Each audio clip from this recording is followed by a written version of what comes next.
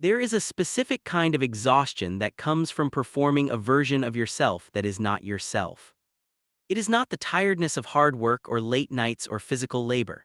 It is quieter than that, more persistent. It lives in the pauses, in the moment before you answer a question, in the half-second adjustment you make before walking into a room, in the careful calibration of every sentence so that nothing in it points toward the thing you are not ready for anyone to know.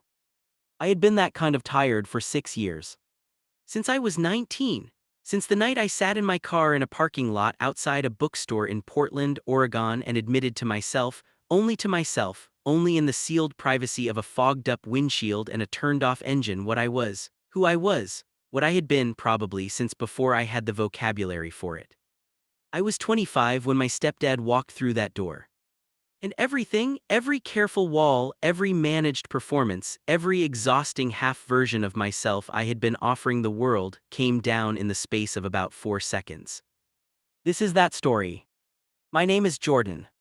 I am 25 years old, the only child of my mother Claire, who remarried when I was 17 to a man named David Acaffer.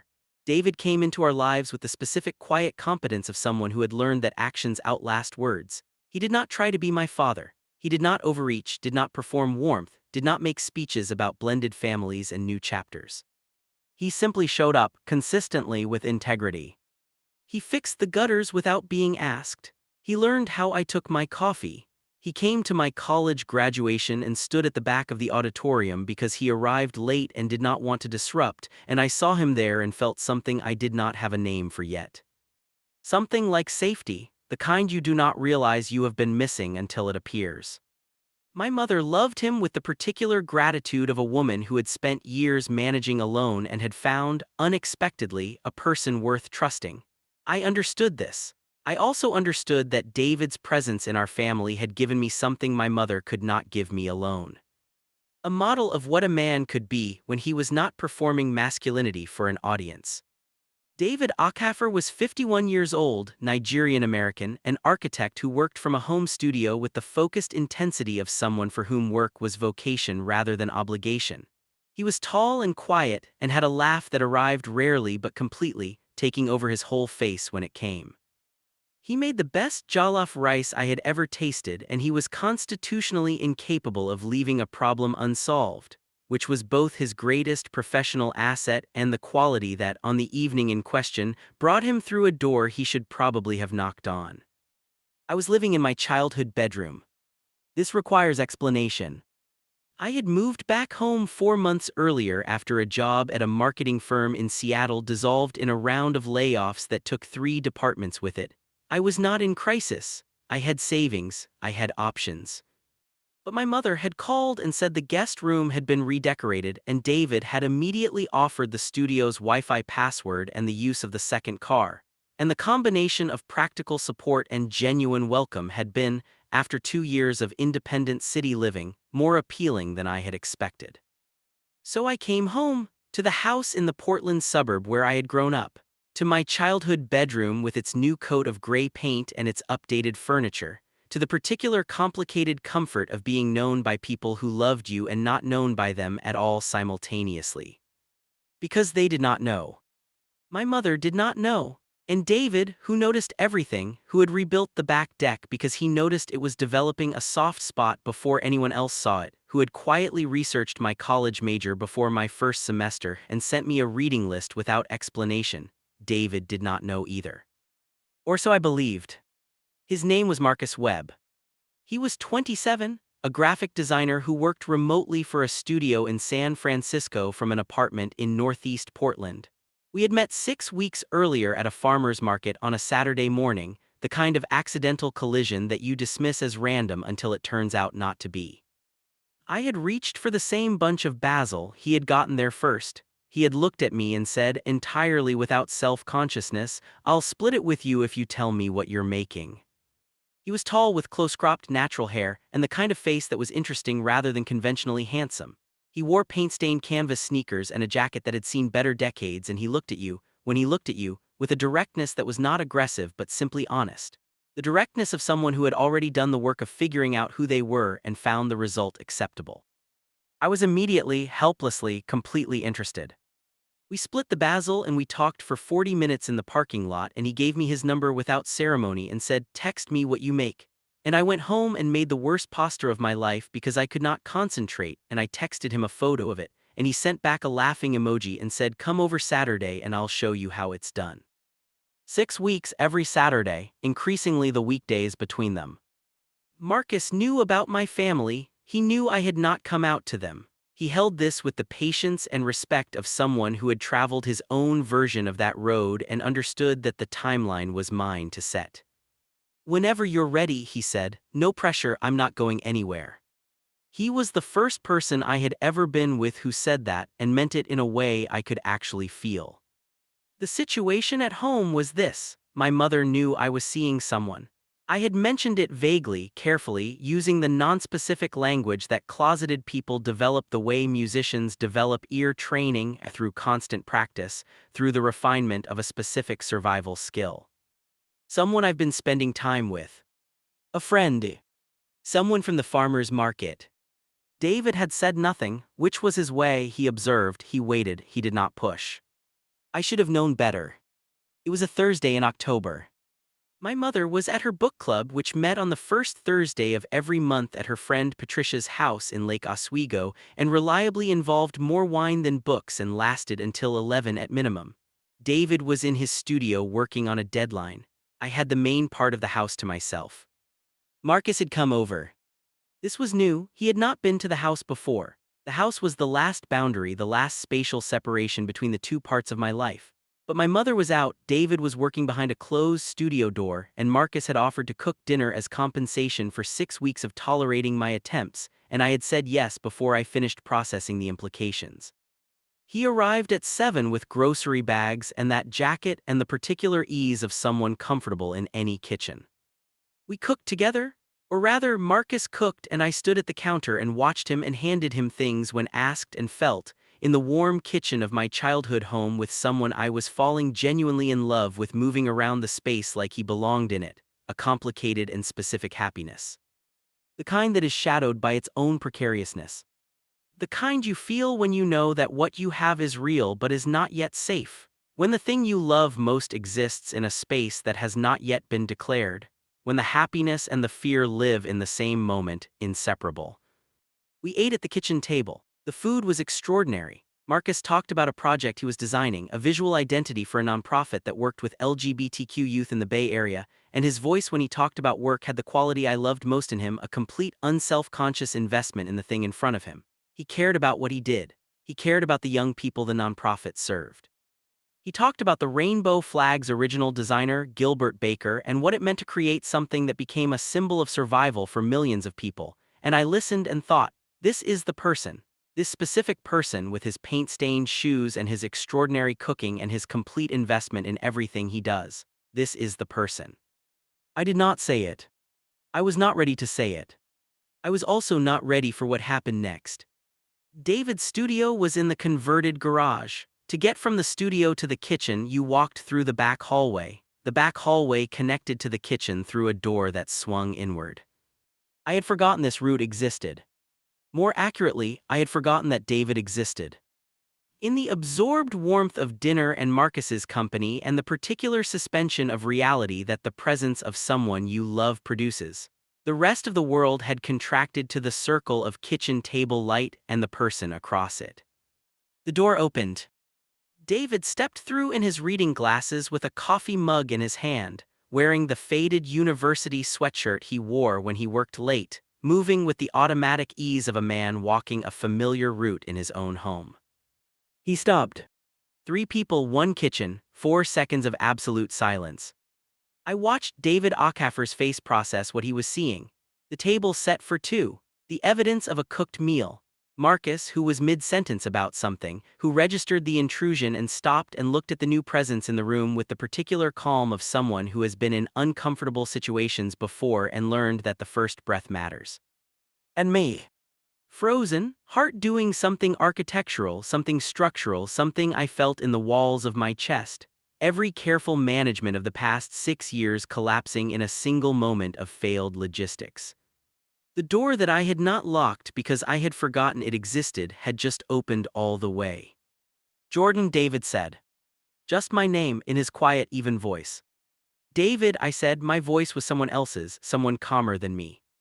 A pause that lasted approximately the length of a significant geological event. Then David looked at Marcus, at me, at the table, at the completely readable architecture of what was happening in his kitchen.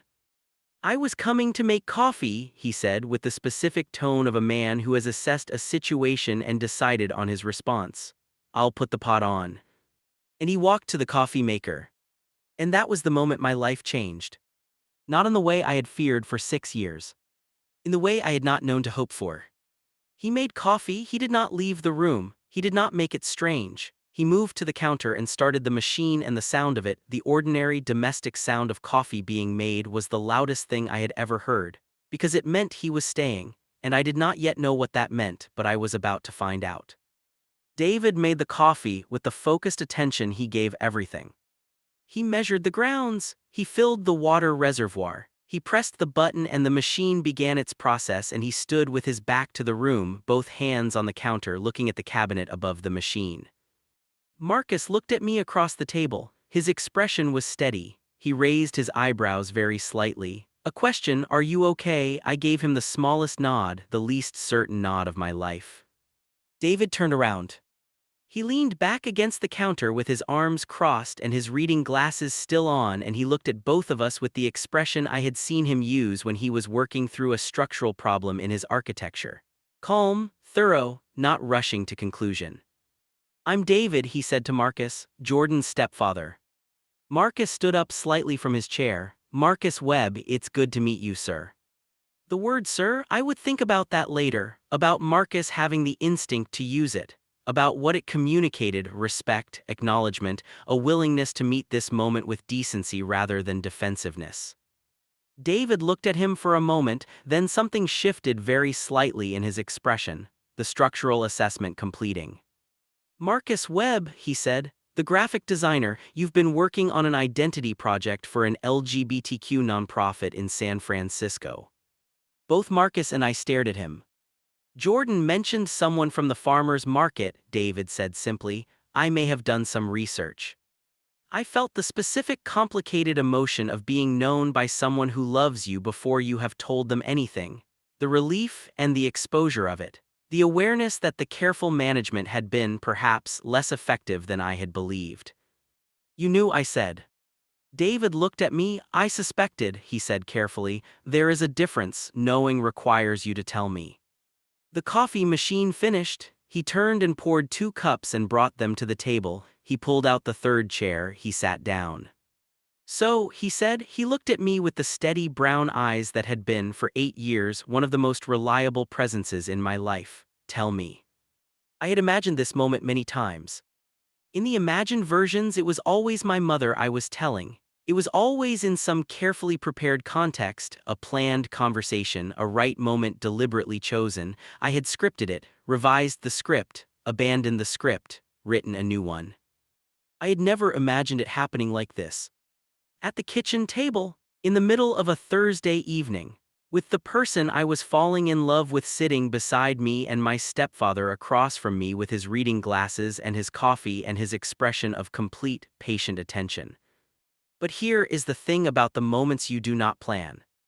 They do not allow you to be anything except honest. "I'm gay," I said. The words said aloud to another person in my childhood home, for the first time, not to a fogged windshield in a parking lot, not to a journal, not to Marcus who had not needed to be told, to a family member, in the house where I had grown up performing a version of myself. The words said aloud. They did not break anything. David looked at me for a moment after I said it, just looked, with the expression, and this is the one I will carry with me, I think, for the rest of my life, of someone for whom the information is not a revelation but a confirmation. Of someone who has been waiting patiently for the person in front of him to trust him with the thing he already suspected. "Thank you," he said. 2 words meaning everything. "For trusting me with that," he continued. "I know it wasn't easy." I felt something happen in my throat. The specific physical response of emotion that has been stored too long finding an exit. "I was afraid," I said, of changing things." David looked at me steadily. what things did you think would change? Everything, I said, which was honest. Which was the fear in its actual form, not a specific consequence but the formless terror of the unknown response, the irreversibility of being known. David was quiet for a moment. Jordan, he said, I have known you for 8 years. I watched you navigate high school and college and a career and a layoff and a move back home. I have watched you be kind and capable and occasionally completely wrong about things, and I have had no reason, not one, to think that who you love changes any of that. The tears came without warning, the completely undignified, unmanaged tears of someone who has been holding something for 6 years and has just had the weight of it acknowledged rather than condemned. Marcus put his hand on mine on the table, quietly present. David saw this. He looked at Marcus with a new expression, an assessment of a different kind. How long, he asked, meaning both of us, the relationship, the reality of it. 6 weeks, I said. David looked at Marcus, and before 6 weeks. Marcus met his eyes. We met at a farmer's market. He argued with me about basil. I did not argue, I said. I reached for it at the same time. You made a face when I got there first, Marcus said. That's an argument. David looked between us, and then he smiled. The smile that arrived rarely but completely, taking over his whole face. All right, he said. He looked at his coffee, then at me, then at Marcus. I have 2 questions. The first, are you happy? Yes, I said, without hesitation, the first completely unhesitating answer I had given to that question in years. Good, he nodded once. The second question, this food, did you make this? Marcus looked briefly surprised. Yes, sir. What is it? Braised short ribs with a gremolata. David picked up a fork, helped himself to a small amount from the serving dish on the table, ate it. He looked at Marcus.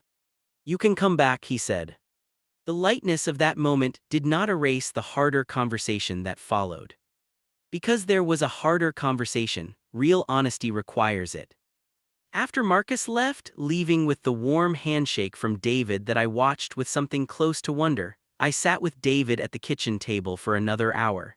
The kitchen was quiet and the coffee was long finished and the night was full outside the windows. We talked about my mother. She doesn't know, I said. No, David agreed. I need to tell her, I know I need to tell her, I stopped. She has expectations she's talked about, I stopped again. Grandchildren, David said gently. Among other things, the weight of a parent's expectations, not hostile, not intentional, but present. The assumed future that has been spoken aloud enough times that it feels like an obligation. David was quiet for a moment. Your mother, he said carefully, is a woman who loves you. That is the primary truth. Everything else, the expectations, the assumptions about your future, those came from love too, imperfect love, the kind that imagines for you without asking, but love. I know, I said. She will need time, he said. She may not be perfect in the first moment, she is human, but Jordan, he looked at me directly, she will come through, I know who she is. You seem very certain. I am married to her, he said simply. I know who she is. I looked at him across the table, this man who had come into my life when I was 17 and had never tried to be more than he was or less than he was, who had simply been present, consistently, without fanfare, who had done research on the person his stepson was spending time with and had sat down at the kitchen table with his coffee and his reading glasses and said, tell me. David, I said. Yes. Thank you for tonight, for how you, I could not find the complete sentence. He reached across the table and put his hand briefly on my shoulder. The gesture of a father, not my biological father who had left when I was 4 and was a series of sporadic phone calls and a Christmas card, a father in the actual sense, in the sense of presence and reliability and the specific love of someone who chose you rather than was assigned to you. You have nothing to thank me for, he said. This is what family is. I did not trust my voice. He stood up, collected the mugs, put them in the sink with his characteristic tidiness. At the kitchen doorway, he paused. Jordan. Yeah. Call your mother tomorrow, don't wait, the waiting is harder than the telling. A pause, I'll be here. He went back to his studio. I sat at the kitchen table in the quiet kitchen for a long time. Not afraid. Something else, something I did not have a name for yet. Something like the feeling of a door that has been closed for a very long time, finally, carefully being opened from the inside. He called at 11:15. "How are you?" he asked. I was in my childhood bedroom, lying on the bed looking at the ceiling, feeling the specific altered quality of a life that has shifted in the past 4 hours in ways that cannot be unshifted. I told him, I said, "David, I know I was there. I mean, really told him, after you left we talked." A pause on the line, then how was it? I thought about how to describe the past 4 hours, the frozen moment when the door opened, the coffee being made, the table, the telling, the tears, the braised short ribs being assessed with complete seriousness, the harder conversation afterward, the hand on my shoulder. It was, I said slowly, the most terrifying and the most okay thing that has ever happened to me simultaneously. Those two things can exist at the same time, said. I'm learning that. What happens next? I call my mother tomorrow. A breath on the line, warm, present. Do you want me to come over? He asked. You can't come over, it's 11:15. I know what time it is, Jordan.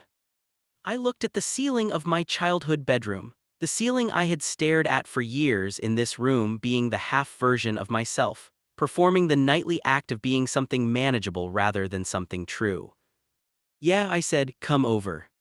He arrived at 11:45 with 2 cups of tea from the place on Division that stayed open late, and we sat on the back deck in the cold October night under the stars with our tea and our jackets and the particular deep quiet of a neighborhood after midnight. And he did not push me to talk and I did not force conversation, and we were simply together in the dark and the cold and the aftermath of a life changing. At some point he said quietly, I'm proud of you. I looked at him. In the dark, with the stars above the yard and the tea warm in my hands and the house lit behind us, David's studio window still glowing where he worked. I didn't do anything brave, I said. The door opened, I didn't open it. You didn't close it either, said. When it opened, you could have made it nothing, explained it away, found some other story. I thought about this. I didn't want to, I said, and it was true. In the moment when the door opened and the 4 seconds passed and David made his decision about what the situation was, I had not wanted to make it nothing. I had been terrified, but underneath the terror had been something else, something that had been waiting 6 years for the door to open. Relief. No, I said, I didn't want to close it. Looked at me in the dark. Then you opened it, he said, that's the brave part. Tomorrow I would call my mother. Tomorrow everything might be different again. Tomorrow the second door would open and I would not know, going in, what was on the other side of it. But tonight on the back deck in October with beside me and David's studio window glowing and the stars doing what stars do, simply persisting, simply being present above everything that happens below them, I felt something I had not felt in 6 years of careful performance. I felt like myself. Fully, finally, frighteningly myself, and it turned out that was exactly enough. My mother answered on the second ring. She was still at. I could hear the background sound of a gathering winding down, voices at a distance, someone laughing. She stepped away from the noise when she heard something in my voice. Jordan, what's wrong? Nothing's wrong, Mom, I need to talk to you.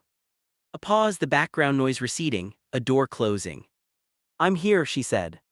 My mother was 53 years old with the specific competence of a woman who had raised a child largely alone, and learned through that process exactly what she was made of. She was warm and occasionally overwhelming, and she had strong opinions about nutrition and weak opinions about punctuality, and she loved me with a ferocity that had sometimes felt like pressure and had always, underneath the pressure, been recognizable as love. I had been afraid of disappointing her for as long as I could remember. Mom, I said. I was sitting at the kitchen table, the same chair. David was in his studio, had gone home, the house was quiet. There's something I should have told you a long time ago, something about who I am. Silence on the line.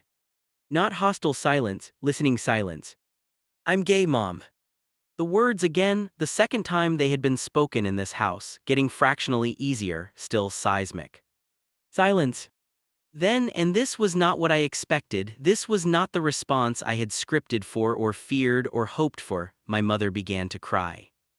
Not dramatically, not with the quality of grief or shock or rejection. The specific quiet crying of someone who has been given a gift they were not expecting and do not quite know what to do with. Mom, I said. Mom, are you?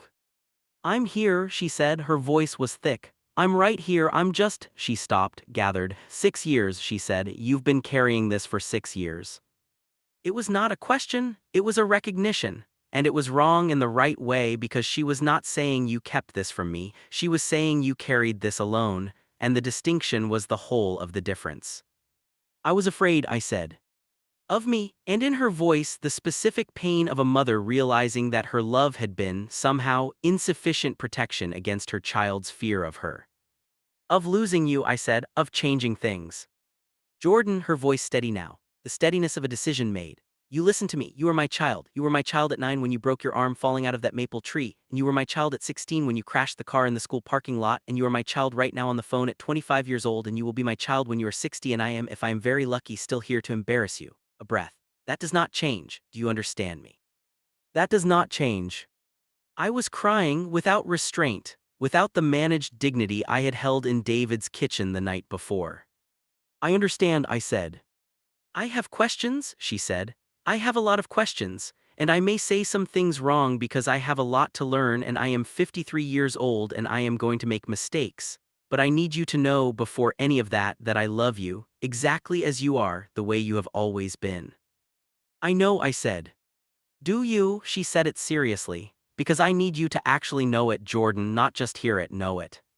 I'm starting to, I said. A long breath from both of us.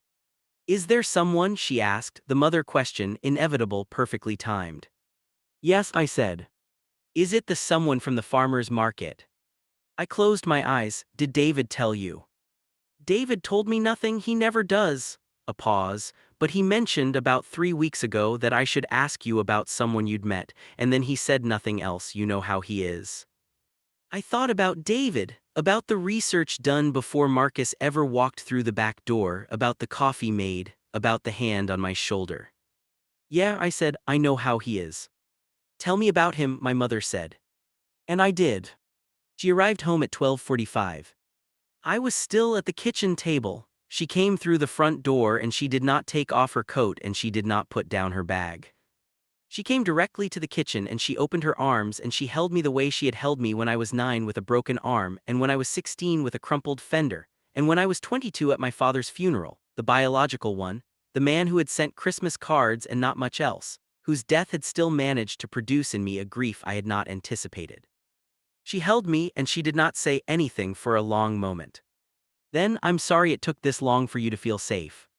I pulled back and looked at her. That's not your fault, I said.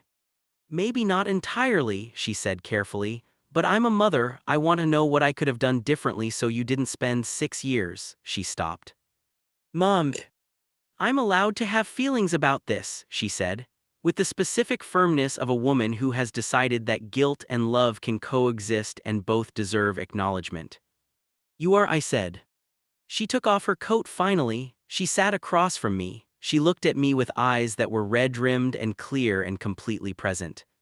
Tell me what you need from me, she said. Going forward, tell me what I can do. It was the question I had not known to hope for, not what does this mean or how does this work or what about the future I imagined. Simply, what do you need, what can I do? I need you to meet Marcus, I said. She nodded immediately. When? Whenever you're ready. I am ready now, she said. Call him. Mom, it's 1 in the morning. Tomorrow then, she said it with finality. Tomorrow, dinner here, tell him I cook. A pause. Tell him David cooks, tell him David will make the jollof rice. I looked at her. She looked back at me. I have been waiting, she said quietly, for a long time to meet the person who makes my child happy. I do not want to wait any longer than necessary. Marcus came on Sunday. He came with flowers for my mother and a bottle of wine and the paint-stained canvas sneakers that he apparently owned in only one pair, which was a detail my mother noticed immediately, and which somehow, inexplicably, she found charming.